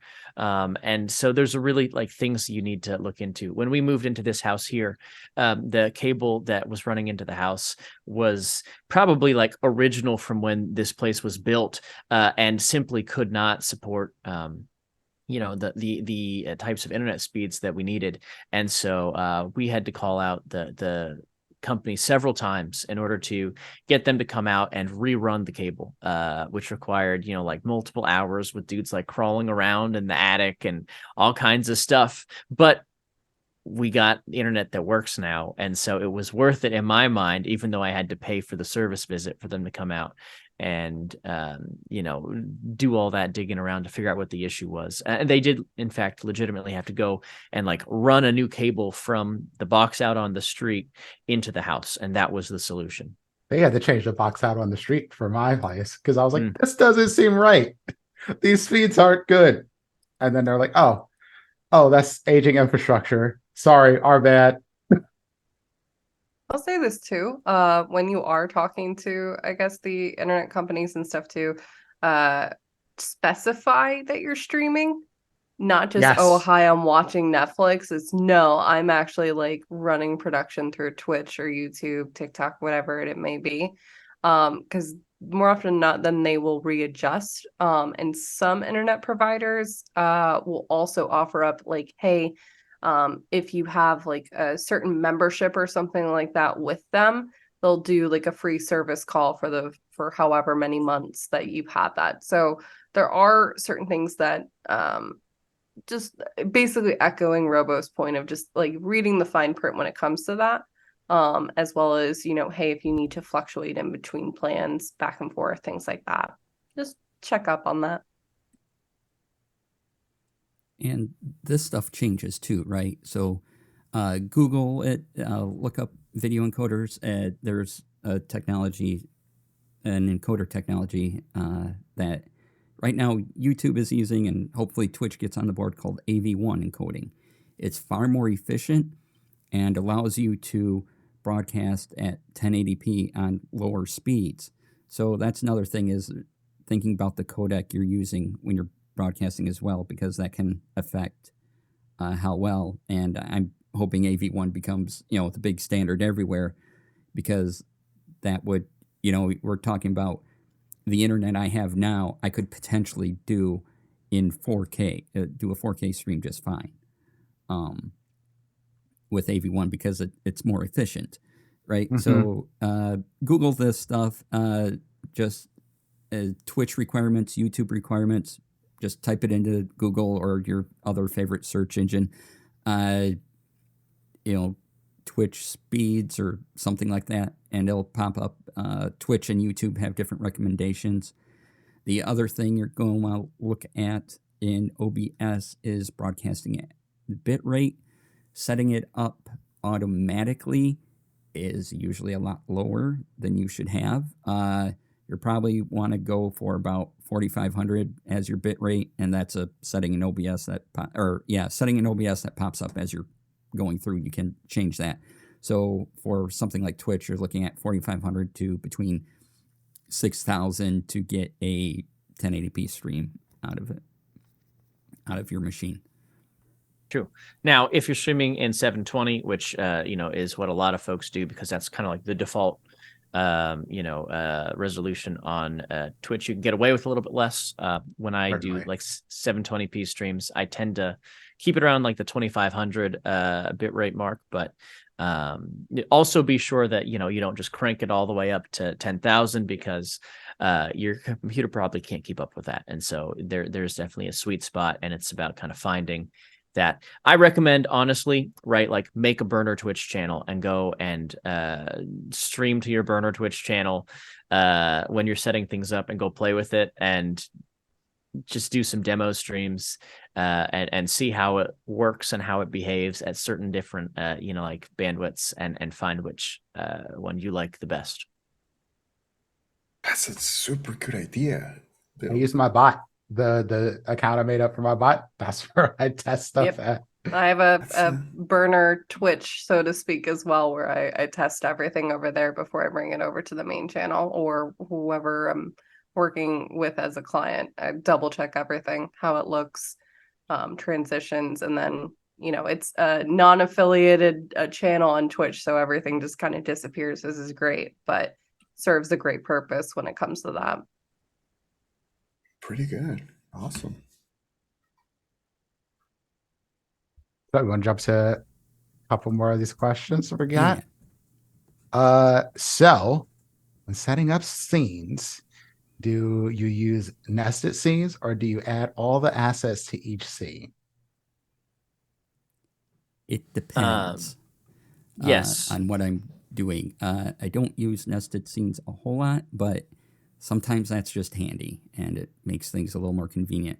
Sometimes on my own streams, I'm going for an effect. And the only way to get that effect is if I make my camera scene a nested scene. And basically, nested is just scene within a scene. And yeah, so it greatly depends on what I'm going for in the moment. Otherwise, it is just that scene has a bunch of sources. That's what it does. So, yeah. Same. Yep. Same. I actually templatize things on my setup. So I have my like kind of base standard template, and then I've got my full screen handout template, and then I've got my somewhere in between, can do whatever I want, very flexible template. And so that way everything is in folders, right? And the beautiful thing about folders is if they're in templated scenes and it's the same folders, and then I just make a copy of it, if I make changes on my base scene, it replicates to everything else. And so I have my 3 templates that everything is copied off of. And then, I need to move around cameras. I'll move this person over, and it does it because it's in a folder on every other scene. Using that same template, which is really nice. And then I just kind of have like a little empty thing for, this is something special to this scene. I just put it outside of the folders. And so that way I can, if I get for instance, hey, can you add this map and this handout and that puzzle, 5 minutes before stream, I can say, yes, great, copy, copy, copy, drop, drop, drop, and nothing has changed. Nice. Yeah, I am very similar to Josh on this. I have almost the exact same situation. That's just I prefer to do everything very modular in case I need to make any adjustments, because I ran into early with nested stuff that I had somebody make for me. I couldn't make any adjustments, and it stressed me the ever-living shit out. They finally got me all the assets later on to piece it together, but it was all just one big thing. And I was like, okay, I can't do this anymore. I'm just going to do modular. But then I learned about setting things up in folders, and I was like, oh, so I just make one adjustment here, and it happens for everything like that. And I was like, all right, cool. I'm doing this from now on. There is very sometimes one-offs. Like I want a special effect, like DC brought up. I don't do a ton of those, but every now and then I'll do one. It's usually for like a one-off thing or a one shot or a special or something like that. Outside of that, everything is just all modular for me.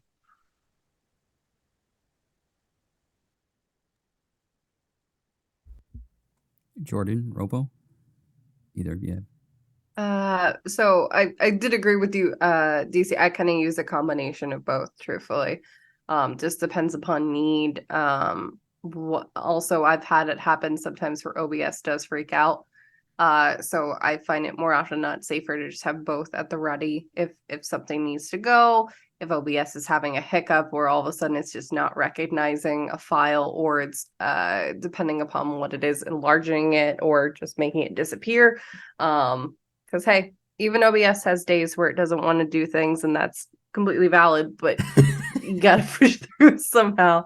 I do a combination of both. It just also helps just keep things on the fly and keep things updated. So that's one thing that I check too before start a stream, is just making sure everything's good to go when it comes to that. Yeah. As for me, yeah, I use the both methods. Kind of learn my first try was to put every single asset in the same scene.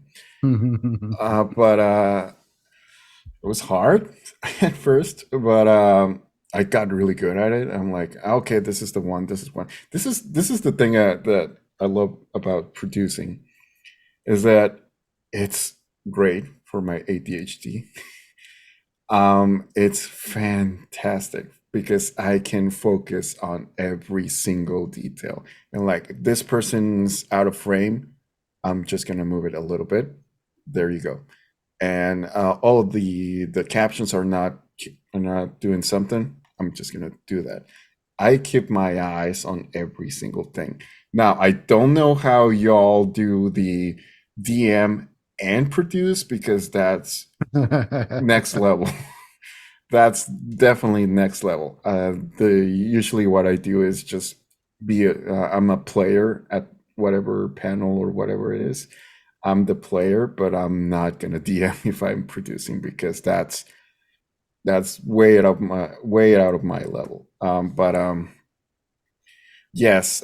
So for me, it's actually both, and see, I forgot about something else, but yeah, it's both for me. You get used to the DM and producing thing. I just, that's how I started off doing it. So I don't, everything else is like cakewalk. Oh, I don't have to GM this game. Yeah. And I can just sit back and produce it. Oh, okay. That's nice. Same. If you're doing both, you really have to rely on your prep and have as much prepped out ahead of time, so that Uh-huh. way when you push the Stream Deck button, it does what you expect it to, you know? So I will say this: we have a rule, and Dimples, before you come at me, I have just recently started following it myself. Of, hey, if you're GMing for a charity event, you are not running production. You are just listen, character growth, right? You were not running production, because the producers, more often not, yes, they're players, but they're keeping an eye on the Tiltify or whatever we're using for that, captions, working with the mods if there's a thing happening. There's a lot of stuff that happens during charity streams, especially for actual plays. So depending upon the situation, they're a player, or they are just, and we've had it before where Dimples has run I've production just done for production. yeah, just come in to run production to help out, because there is just so much that goes into that. And especially depending upon the group that you have, it could be very chaotic in a great way, don't get me wrong. But it can also just be very chaotic. So to kind of take that kind of added pressure off of their back is great. And I know, for instance, like our most recent charity event that we did, I had the final game of the night, and we also had 2 ASL interpreters during the stream. So we were constantly moving back and forth with the overlays, so that way they both got a break in between. But our cast member who needed them was still able to follow along with everything that was happening when it comes to that.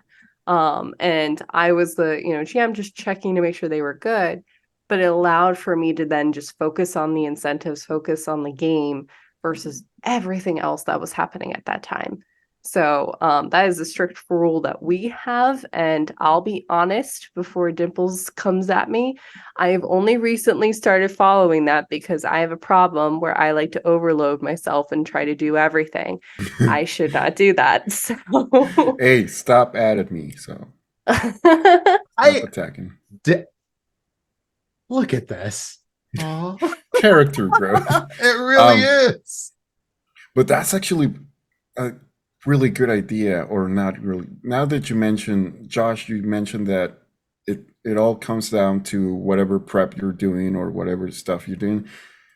Now I'm thinking, if I went into DMing stuff for my whatever stream, I would know exactly what I wanted to be shown. So I would absolutely go to that thing. That's genius. That's genius. That's how Yep. you do it. Why do you think Okay. I run production for Ampistrano with everything that's going exactly what on? I- Yeah. that's Everything exactly what I I'm do gonna do. for Wayward Revelry is all on buttons now. I don't have to do much of anything else. I just press my Stream Deck button, it does the thing. Press another one, it does the It's thing. good to go. Because you know exactly where things are Because supposed I've to set go. it up in a Exactly. way that I don't have to think about it anymore. Okay, I see that. all right. Point. Okay, that's a good Now, point. I am a weird person who's like, oh, this 2 pixels off, I have to fix it. And those things will always forever bother me. But like, they won't bother anyone else. This is just a me thing. But Well, and because I promise get you, no that. one else is going to see those 2 pixels except you. Or I that will. one random person who doesn't actually watch your show who just came in there and shit on it's your the stuff. pixels. But also, I'll say this because I've called it out because it's such it. I'm so when you run production and you start to see everything in place, See you start to everything. notice things. Yeah. So when I see people's Zoom windows lighting up and I see that on the overlay, I'm like, adjust it, please. Please adjust it, please. Uh, The captions are almost move it to the right, like just very minor things when it comes to that. But there are moments too, Robo. I mean, we had this happen earlier today. We were in a scene, things were happening, and then all of a sudden the music switched to a different playlist, and it was completely different from what was happening in the mood. So like things will happen, and we were able to get back, no problem. It was a quick come back over here. But yeah, it goes into your prep. I have everything good to go in terms of you all popping in. I have my prep for the actual writing and stuff, and more often not, it's just checking in to make sure everyone's good to go before we get started. pretty cool. Okay. All right. And I do want to say something about the hardware and things we're talking about. Stream Deck, I love my Stream Deck. I have 3 of them. And their buttons. But you can also use other things like Touch Portal, or if you have iOS, you can use Stream Deck app and have 6 buttons for free. Yep. So there's Touch Portal, there's Loop Deck. There are other solutions out there. Basically, it's having a hotkey and assigning actions to a button. If you want more on Stream Decks, again, I'm plugging myself. Check out my Tech Friday stuff on my YouTube. I go over a bunch of that thing. But because Stream Decks are just amazing, and I can get into why I love them later. But there are other things out there. I just want to say Stream Deck just makes everything easy, though. I used to use the mobile app before I got the Stream Deck, but it's like, of all of the things that I own for streaming, outside of having a second monitor, my Stream Deck is like the best thing that I have bought for streaming. Period. Like, Yeah. Agreed. Hashtag not sponsored. Not sponsored, but I would Like like the to be, Luck yo. says. So if you want to I holler love at me, Yeah. Elgato, hey, I got your light. I got your. Yep. I got your It's not camera. unpacked yet, but yes. I think some of these we already kind of covered. So let's hop into that last one we just got. I like that question. What things do you like to do to set up a producer for success? You have to take a break. There's such a thing as a break. Oh wow. What is a So, break? Yeah. It's a good question because you don't It really is think a good about this question. now that once you started getting in the groove of it. But I think for me, depending on what kind of break you have to take, like if it's an emergency break, like somebody threw up an X card or something like that, it's a different situation than, hey, we should take a potty break so everybody can go get themselves together, because those are going to be very different things. I'm going to assume we're going with like a normal break situation here. In a normal break situation, be back on time and in the same ish place that you were before. That really helps. And make sure your microphone is also in the same ish place it was before, so don't have to change your audio. That's really all I ask of people who are on the things. Like, if you come back to the table and you're over here and this Yeah. is your new spot, I'm not going to be very happy with you. I'll be Hey, honest. Dimples, you're out of frame, man. Yeah, you're out of frame. We're also getting clarification about break, as in, oh, we're off that week. But I do think those are important. Sure. Communicating that of like either from the producer's side of things for charity events, I always give hey, by the way, we're at the halfway point. Hey, Yeah. are you wanting to take a break? Mhm. Hey, we have 10 minutes left. You need to wrap up now. Wrap it up. Hey, we have a minute. Quick outros, things like that. I don't know. I think that's important to do that. I'll jump in real quick and then I will turn it back over to you, Dimples, because I just actually had to do this for Sin because I had to take off for the move. So I created a folder and put a little Google Doc in there of what everything was, including, hey, here's your starting soon music. Here's your break music. Here's your break video. Here's your main overlay. Here's a breakout overlay. Your end overlay, things like that. And then just communicated with Sin up until the day of. And even then just double checking to make sure that they had everything they needed. Did they need a Google Meets for captions? Do they need Zoom or whatever else it may be? Because especially with a lot of these programs, hey, you only have a certain amount of time where it's if you don't have like a pro account, you get a certain amount of usage and then that's done. It's really annoying to have to constantly get a new Google Meets up or a new Zoom up or whatever it may be. So I usually just come up with a complete list on what that is. If you are not the DM, ask them, hey, what do you use during your normal production? What do I need to do? Getting that stuff ahead of time, communicating the day of, making sure they're good to go. Having a backup plan if, it is an act of whatever higher power and just things are not working. Okay, hey, you're canceling the stream, or hey, you have a recording that you can pop up in place instead. Great, pop that up. So just the big thing that I stress this with absolutely everything in this space, because as much as we play games that tell stories and we produce games that tell stories, people struggle with communication. Communicate. You're never a bother. Ask those questions. Check in. Because it's going to be the one time that you don't and something's going to happen and then you're going to be regretting something or kicking yourself for not. Communicate. It takes 2 seconds to do it. Yeah.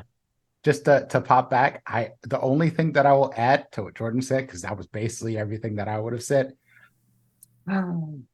back up your shit. Because you could learn the hard way that you come back home and your Windows is corrupted and then your app data folder is gone. And that is where all of your overlay settings and things of that nature are. You will have a very sad time having to reset up everything. Back up your stuff. Yeah, that's a good word right there. You can tell that Dimples knows a thing or two about IT. I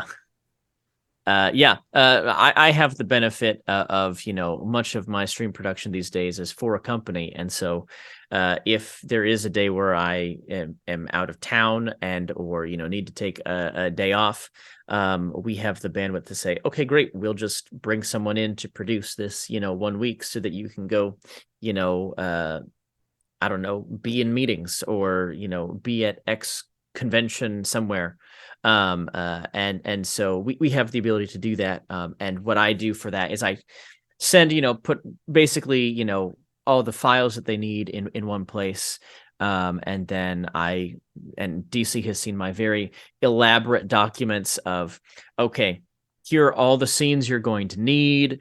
On this scene, you have this asset, and this asset. On this scene, you have this asset, and this asset.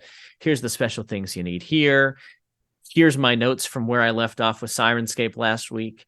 Here's my notes for, what I think you're going to cover this week. You're going to need these handouts. You're going to need this, that, and the other thing.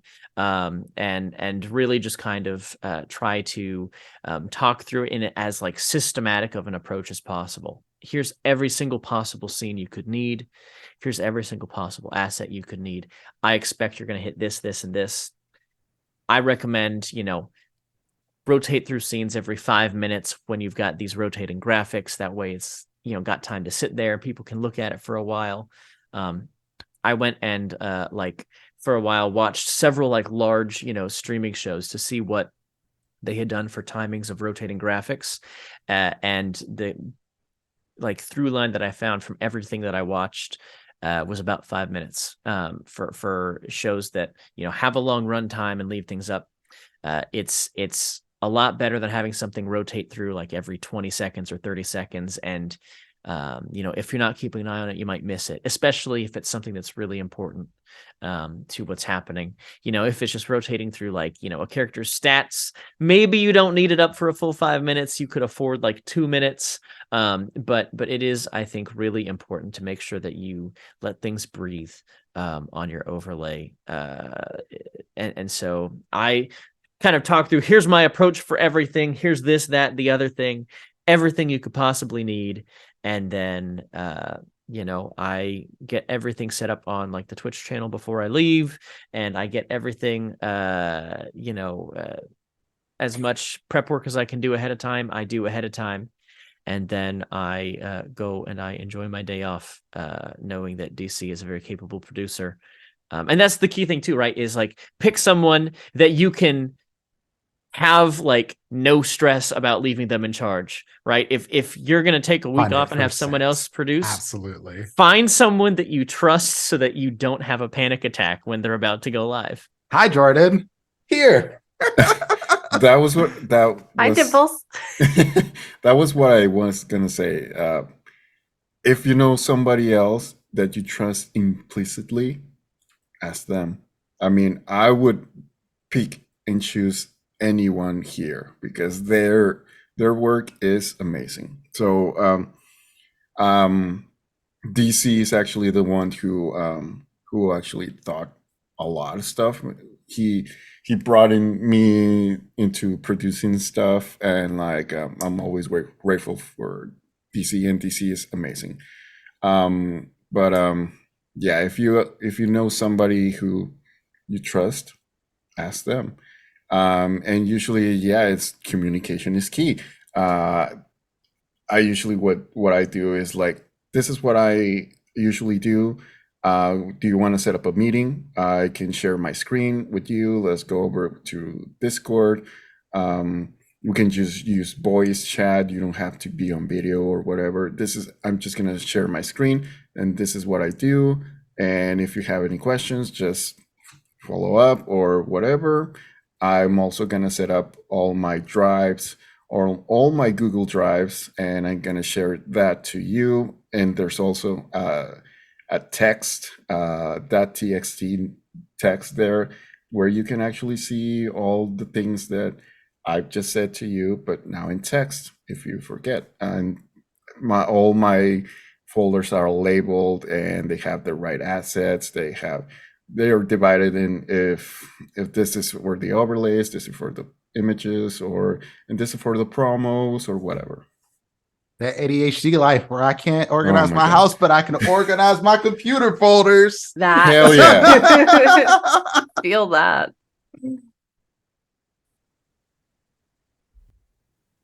All right, amazing. Did we have any other questions pop in? I think we got one more really good one. All right. Robo posed this question, and I think it's a great one to ask to have for the last question here. What do you love about producing? So for me, I love producing because for me it's another form of storytelling. I come to it from a theater background. So every scene, every moment in whether it be TTRPG or if Josh Dimples and a bunch of us are playing Dead by Daylight, it's a moment that's happening and wanting to give it that space to breathe, to give it that kind of platform to do so. I love seeing things come together, both from the cast and their performances to the production side and the performance of that, because it's very subtle, but it does set the tone. It sets the stage. You know, for a fact, if you're looking at an overlay with dimples on it, it's probably going to have gritty popping out in some way, shape, or form. Everybody has a unique style and signature when it comes to that. And it's really fun to kind of see that happen and the harmony that can kind of happen from that, because it just lends itself so nicely to so many of these forms. Yep, here we go. I knew it was coming. So for me, it's giving those proper moments to breathe, to allow for things such as Robo Dolphin to happen on a stream, or hey, we have a picture of Josh behind us, or things like that. It just allows for those moments to kind of happen, and seeing those joy or getting emotional. I love it. It's part of the storytelling. That's me. For me, personally, for my mental health, and for my ADHD, it's like I said before, it's focusing on every single detail. I am focused on how many seconds are left on that video. I'm focusing on if you're moving too fast, or if your latency is a little bit off, or whatever, the captions are not capturing something. I'm focused on every single detail, and it's great for me because I'm just focusing on everything. Um, as also personally for me, it's like watching a movie. It's I'm seeing people having great performances. I'm I'm the audience too. I'm producing like in the background, and I am watching a movie between awesome people, awesome friends, and they're having a blast, and I'm having a blast. It's a really good time. It's just like I'm watching these people having fun, so I'm gonna have fun too. Yeah, I think it's kind of twofold for me. I love being a part of the group, and I think there's something really like valuable about being able to free up the rest of the cast members to just be there and play the game and perform as their characters. It's kind of like the same idea of like, being a stage manager in theater, in that you're taking on a lot of the responsibility so that the actors can just go act. So I really enjoy like handling those details, because I think there's an art form, right, to like making sure that things run smoothly, right? And having a really smooth like intro into stream and setting the cast up for a win and a really smooth outro and just make sure that everything runs really smooth. And then once you start layering like sound effects, like there's an art form to getting the right sound effect at the right time, whether you're creating the sound effects or just pressing play on sound effects that someone has given to you. There's so much that goes into a really great performance.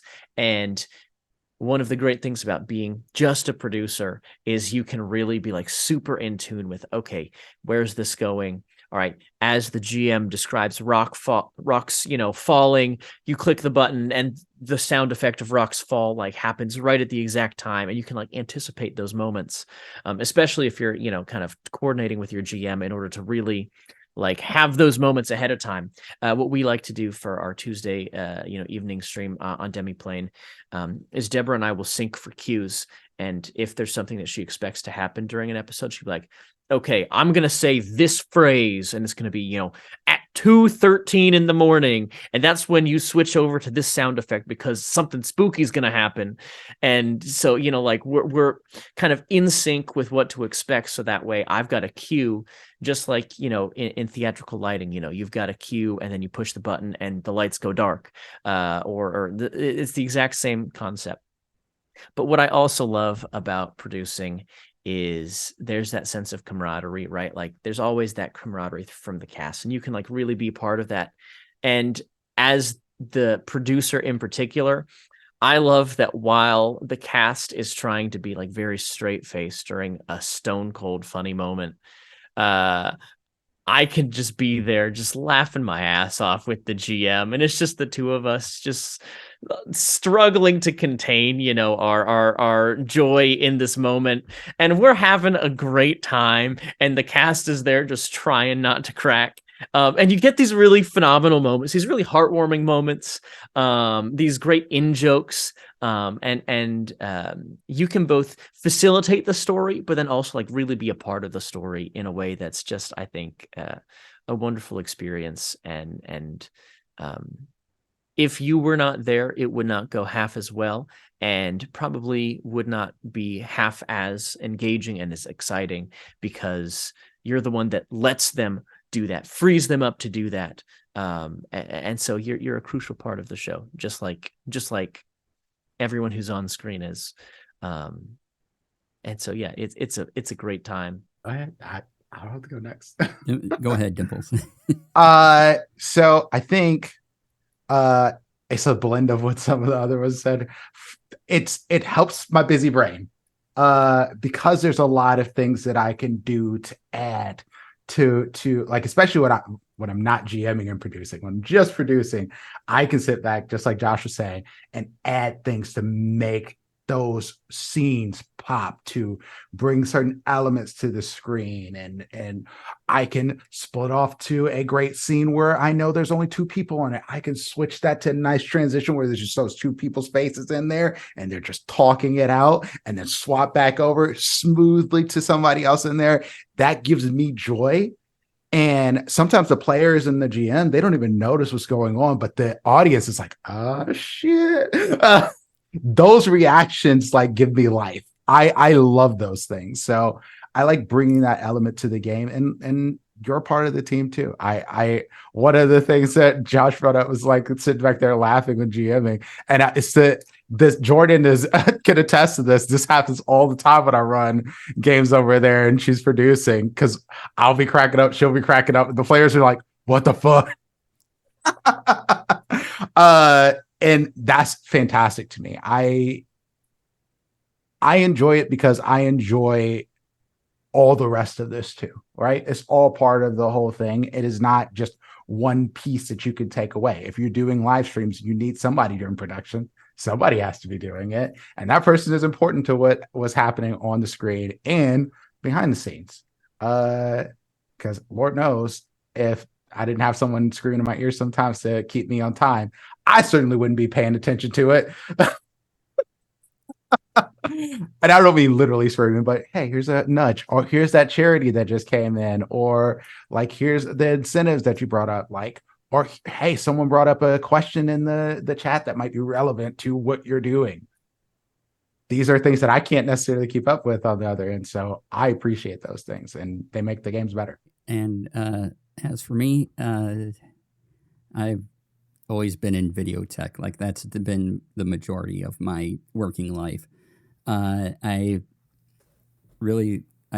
started off at a public access station, and I learned technical directing. I really love that, hitting buttons. So, jump forward a bunch of years later, when I see OBS and Stream Deck, I'm like, wait, this is like technical directing. I understand this. I have the buttons again. I like hitting the buttons to do the things. This is amazing. And I also really like, telling stories with friends, right? That's why we do the whole, we either play or run our friends through games, but also producing. I am assisting your story going out to the world, and I love doing that, and I love supporting people and their amazing talents and things, and just having it be broadcast for everybody to see, and that to me is delightful. Do we have any other thoughts or questions? Otherwise, we're going to wrap up there. All good. All right. Yes, Josh, you look like you're going to say something. I would just like to end with a funny anecdote from a past charity stream over on Jordan's channel, where one time I think Dimple was the GM actually, and it's possible that Robo and I were both players in that game. I don't distinctly recall, but we were going through whatever, and there was this moment that was very funny on stream. And Jordan, as the producer, I believe, put in our game chat that she had just, breathed in bourbon through her nose, right.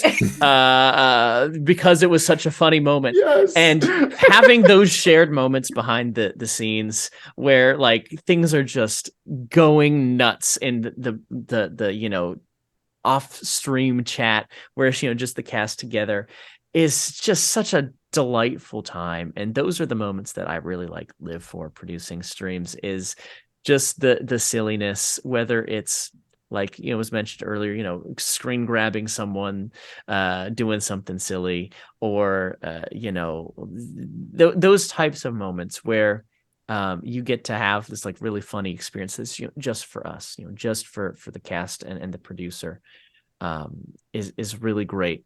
And yeah, the backroom chat is the best place for in jokes and memes and all that stuff. And I was gonna say that background chat is the It's best wild. thing ever. It's the best thing ever. Everybody is wild. It's like a whole different level of. If you played in a game with me, Oh Lord. Yes, If you that's what produce I'm a saying, game for that. anyone actually in this call, yeah. it's just like a constant like, okay, who can like come up with the next best pun or joke in order to just cause everyone to lose it. And that's a great time. No, that's Josh. never forget this is supposed to be fun. Yeah. If you're not having fun, then maybe you need to recalibrate, and that's okay. But just keep fun in your that is your North Star, because it's supposed to be fun.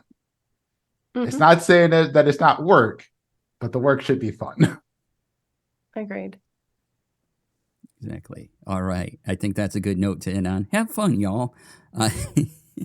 I'd like to thank all these wonderful producers for allowing me to produce them today.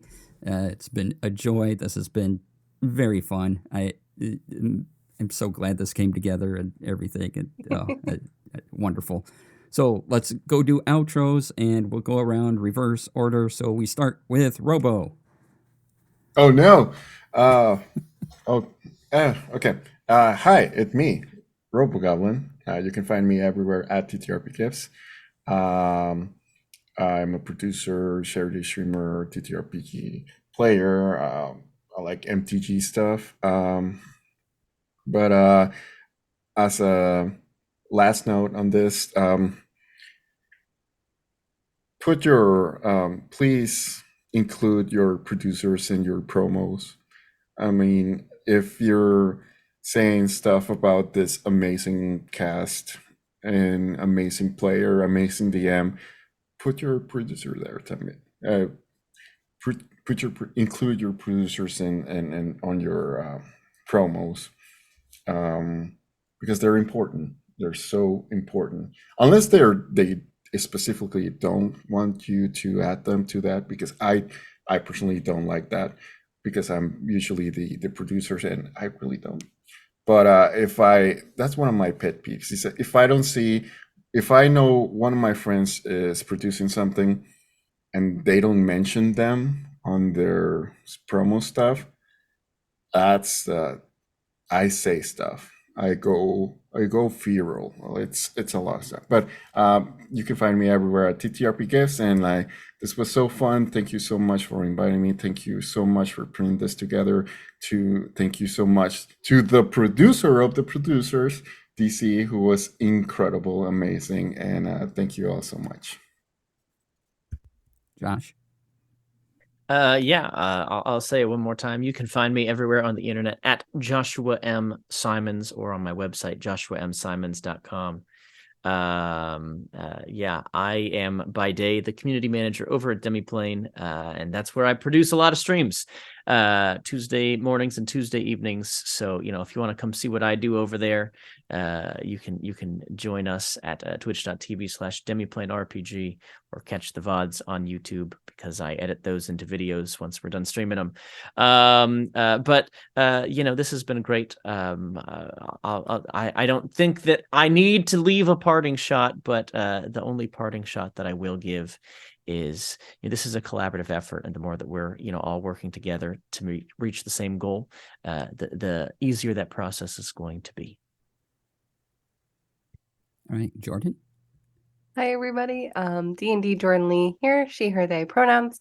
I'm a content creator, TTRPG performer, the founder of Games for Change, which is a TTRPG weekend, which we have signups, by the way, that are going to be wrapping up shortly. I'm also the creator, DM, and producer for Ampistrano D&D, which is a D&D 5e homebrew campaign that I get the lovely pleasure of playing with Dimples and Robo on occasion. And I'll be coming back to normal streaming in the next few weeks as I'm settling in from a move.